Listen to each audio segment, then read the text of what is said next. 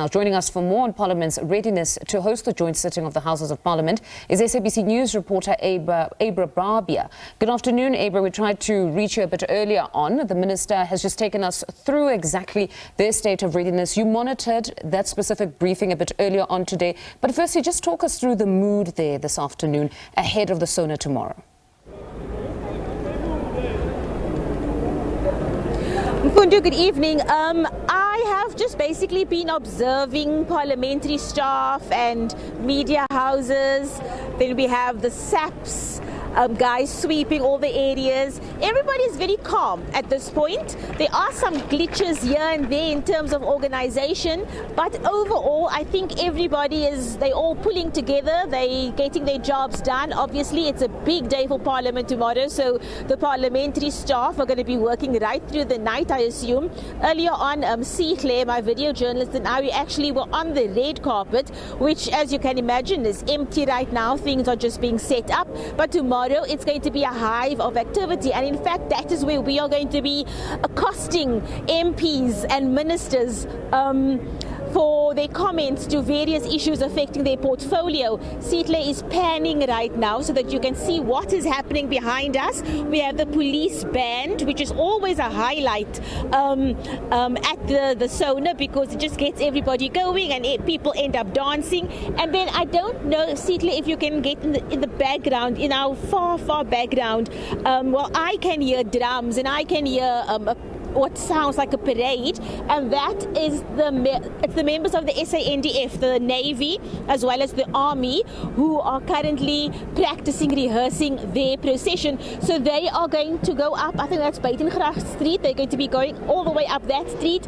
and then down Roeland, and then they'll come back down this way. Obviously that will be in full effect tomorrow. I was hoping that this crossing would coincide with the rehearsal of the flyover, which is always, you know, something nice to experience, but I don't know if we're going to be that lucky tonight. But otherwise things are going well. Everybody's calm, relaxed. Just final touches happening at the moment. The media tents have all been set up. The various media houses have their makeshift studios.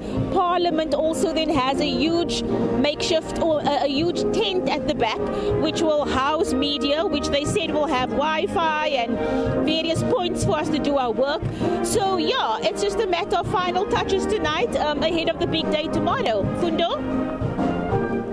It's honestly quite interesting, Abra, that there would be such calmness, because many have said this specific State of the Nation address carries a lot of weight, given that it will be the first under the Government of National Unity. So quite interesting and I suppose heartening that everybody is calm. But there's just one question of clarity that I need. We spoke just before you to the Speaker of Parliament on the reason, or at least the fact, that the debate will be held at the Dome versus the State of the Nation address itself, which will be at the City Hall. Was there any reason given as to why specifically the debate now would go to the Dome or vice versa?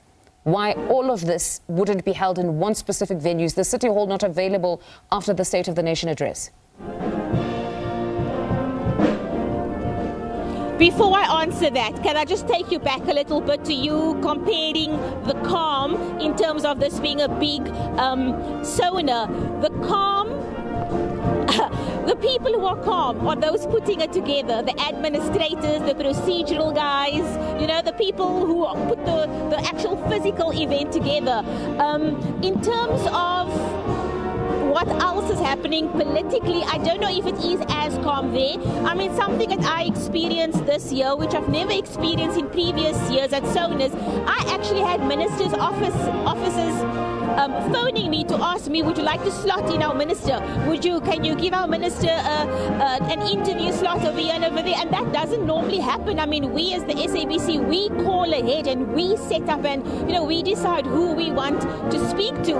Throughout the day, we have our preset interviews, as you know, and then in the evening, it's basically a free-for-all where you just grab any politician that you can get to get reaction to the speech. But this year, I actually had individual ministers calling me, and yeah, they were GNU ministers, obviously, so that might also give you an indication as to why there's a lot going on in the background in terms of politics, because new ministers obviously want to prove themselves, want to prove and show exactly what their parties are doing and what they've done till now. They've got a lot to prove at this point.